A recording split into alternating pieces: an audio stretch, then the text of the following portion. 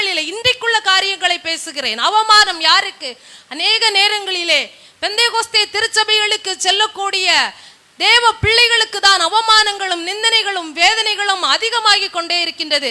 இப்படிப்பட்டதான இந்த சூழ்நிலையிலே நாம் இயேசு கிறிஸ்துவை போல இந்த அவமானத்தை நம்முடைய மனதில் கொள்ளாமல், இந்த மனதிலே எடுக்காமல், நமக்கு முன் வைத்திருக்கிறதான அந்த சந்தோஷத்தை, பரலோக சந்தோஷத்தை நாம் ஒவ்வொரு நாளும் நினைத்து பார்ப்போமானால் நாம் நிச்சயமாகவே வெற்றி உள்ளவர்களாக வாழுவோம் என்பதிலே சந்தேகம் இல்லை.